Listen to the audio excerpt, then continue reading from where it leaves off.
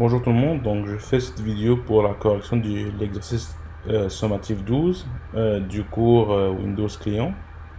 Donc ici à gauche j'ai la machine virtuelle sur laquelle je vais exécuter les commandes. Ici à droite on a le fichier de l'exercice. Donc question 1, on va utiliser les commandes system-info et wmic pour essayer de trouver quelques informations par rapport au processeur, version du BIOS et mémoire vive. Donc ici, je vous demande en utilisant la commande system-info, veuillez identifier le processeur, version du BIOS et la quantité maximum de mémoire vive. Donc si je tape system-info ici, dans mon invite de commande, system-info, je vais avoir beaucoup d'informations qui vont être par rapport à la machine courante, donc la machine locale. Donc moi je m'intéresse donc ici j'ai le processeur. Donc j'ai deux processeurs, donc c'est des processeurs virtuels. Donc je suis pas sur une machine physique, donc je suis une machine virtuelle. Donc c'est des processeurs virtuels, vous allez voir des noms de même. Et ici vous allez voir la version du BIOS ici. Maintenant pour la capacité des mémoires vives, donc si je regarde ici Virtual Memory Max Size, donc j'ai 799 mégabits, donc environ 4 gigabits. Donc ça c'est pour les informations qu'on peut chercher avec System Info. Maintenant ici, je demande à trouver le modèle et la taille du disque dur avec la commande wmic. Donc, si je tape wmic, donc vous allez voir, je vais avoir comme une autre wmic. Ça va être comme une autre type de commande. Donc ici, je peux encore utiliser le slash point d'interrogation pour voir les commandes qui sont disponibles. Donc il y a des centaines des commandes. Je ne vais pas tous les voir, donc on va juste voir ceux qu'on a besoin. Donc ici, je vais juste appuyer sur échappe et nous voulons chercher des informations par rapport à la taille des disques durs. Donc je peux aller voir ici disk drive. Donc je peux aller voir ici si je tape disk drive. Donc on me donne quelques informations ici par rapport au disque dur. Donc je peux dérouler ici pour voir les capacités et descriptions. Je peux en donner aussi retrouver les espaces du disque. Ouais, donc ici j'ai la taille du disque de chaque disque. Donc, comme ça on peut voir ici la taille du disque. Pour vérifier le nombre de cœurs et de la vitesse du processeur, il y a la commande CPU qu'on peut taper, donc CPU. Et ici on va montrer c'est quoi le type, donc l'architecture du processeur. Et je vais voir combien de cœurs. Donc j'ai un CPU, donc c'est deux cœurs en fait, donc c'est un socket de 2. Donc ici vous pouvez trouver les informations nécessaires par rapport au votre CPU. Donc vous pouvez trouver le modèle, le nom de votre CPU, combien de cœurs qui contient chacun de ces. Donc ça c'est pour la question 1. Et pour sortir de ceci, on peut juste taper la commande quit. Je peux faire un CLC pour effacer l'écran, comme ceci. Par la suite, la question 2, on va voir la commande task list et task kill. Donc task list, c'est pour voir les processus qui sont en train d'être exécutés sur l'appareil. Donc si je fais task list, donc j'ai tous ces disons programmes qui sont en train de rouler maintenant à l'instant sur mon appareil. Donc lorsque je démarre la machine, donc j'ai des processus en arrière-plan, j'ai des processus en premier plan, donc tout ça se trouve ici. Maintenant dans la question B, on vous demande d'afficher seulement les tâches qui ont un nom svhost, svchost.exe. Donc là il faudra utiliser les filtres Donc encore une fois, si vous faites task list slash avec point d'interrogation, vous allez voir toutes les options. Et pour les filtres, donc voilà les filtres que vous pouvez mettre ici. Donc si vous voulez voir par rapport à un nom spécifique, il faut utiliser image name. Donc je vais utiliser task list. Il faudra utiliser l'option FI pour filtre. Par la suite, on ouvre les guillemets. On va taper image name. Donc pour dire égal, c'est EQ pour equal. Et on va taper svc host.exe. Et on va fermer les guillemets. Et vous allez voir maintenant, il va montrer seulement les processus qui ont ce nom-là dans le filtre. Par la suite, je vous demande d'ouvrir MS Edge ou Microsoft Edge. Donc ici, j'ai MS Edge ouvert et de trouver le processus qui est qui est par rapport à cette application-là, donc task list.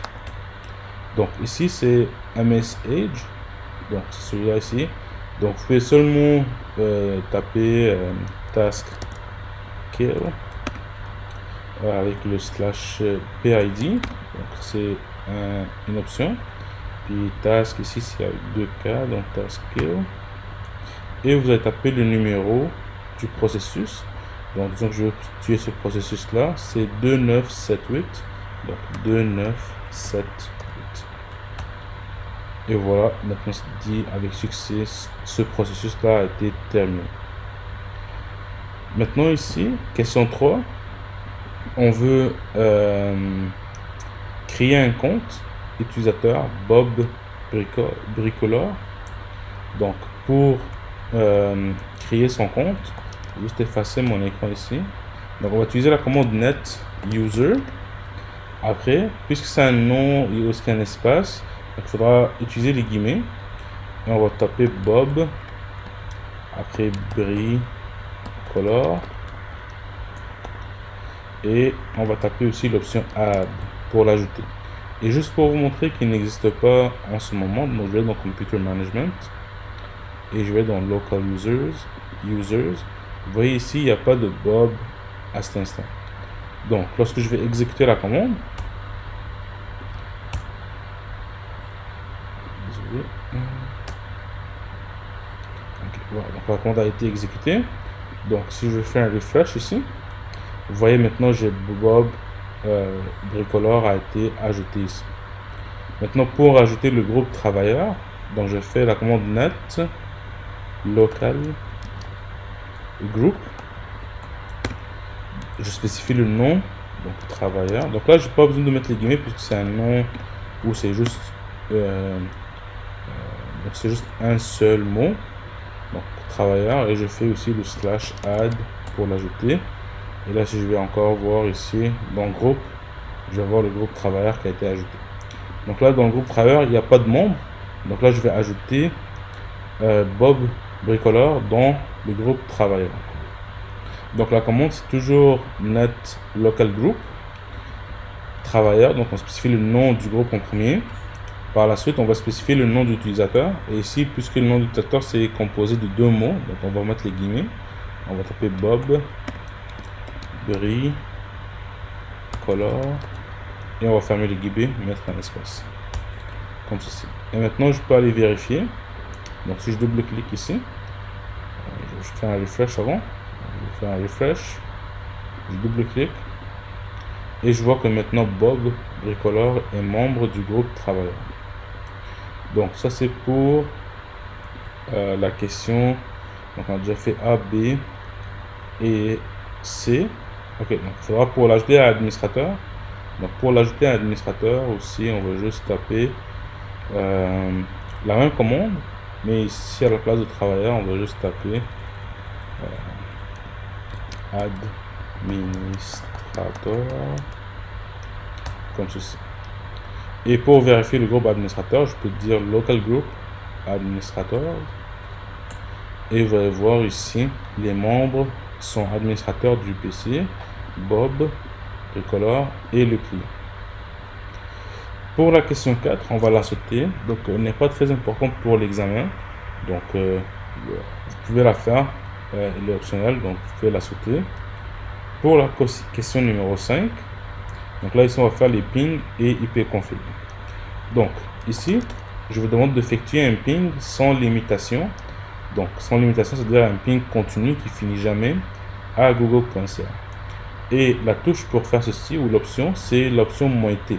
Donc si vous allez voir les options du ping, donc option ping / point d'interrogation, donc si vous allez voir ici le -t, ça fait un ping sans arrêt jusqu'à ce que je l'arrête avec un CTRL-C.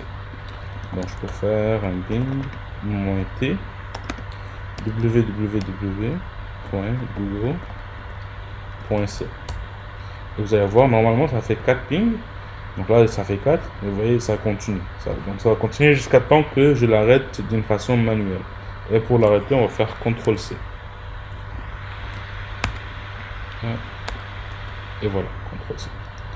Donc c'est comme ça qu'on l'arrête. Maintenant ici je vous dis vérifier les DNS au niveau de votre ordinateur avec la commande ipconfig. Donc vous pouvez faire la commande ipconfig /all pour voir toutes les options. ipconfig /all, et vous allez avoir les rentrées de DNS, donc DNS serveur. Donc vous avez 2 DNS serveurs ici que vous pouvez voir. Avec la commande ipconfig normale, vous n'allez pas voir le DNS, mais il faut mettre /all pour voir les DNS serveurs. Donc pour purger votre flash DNS avec la commande ipconfig, donc si vous faites ipconfig /point d'interrogation, donc pour supprimer, donc purger c'est dire flasher ou supprimer votre DNS local, c'est la commande flash DNS ici. Donc vous pouvez faire ipconfig /flush DNS comme ceci, et vous allez voir que le DNS a été flush ou a été purgé. Donc c'est pour la question numéro 5. Pour la question numéro 6, on va utiliser les commandes netstat, nslookup et tracecert. Donc ici, la question 1A, on veut démontrer la table de routage avec la commande netstat. Donc faites juste netstat. Encore une fois, vous pouvez faire /point d'interrogation pour voir les options. Donc voir toutes les connexions. Vous pouvez voir les connexions Ethernet, donc des statistiques là-dessus. Vous pouvez voir les full domain name qualifier, donc les noms de toutes les machines, donc les noms complets. Donc vous pouvez voir beaucoup d'options avec la commande netstat. Donc c'est juste la commande netstat, et ça va vous montrer toutes les connexions qui sont maintenant sur la machine actuelle. Pour maintenant la commande ici interroger le serveur DNS. Donc on veut résoudre le serveur DNS, le nom du site www.lastec.on.ca. donc pour ce faire, on peut juste taper nslookup et on tape le nom, donc www.lastec.on.ca, et on dit que lastec.on.ca a cette adresse là ici. Donc ça c'est l'adresse de ce serveur. Donc là ici je suis connecté en local, donc c'est pour ça que ça me dit cette adresse. Donc vous pouvez aussi faire nslookup. Je vais taper un autre, donc disons Amazon. Donc je ne connais pas par rapport à la site Amazon.ca, et ça veut dire que Amazon.ca vit sur ces trois adresses IP. Maintenant ici, effectuer un suivi de paquets, donc un tracecert en fait, à youtube.com. On va faire tracecert www.youtube.com, et là ici on va vous montrer tout le chemin que le PC va prendre pour arriver à youtube.com. Donc ça c'est la correction du laboratoire numéro 12. Donc si vous avez des questions, n'hésitez pas à m'envoyer des messages par Teams ou par courriel. Et on se voit cette semaine pour un examen final. Merci et bonjour.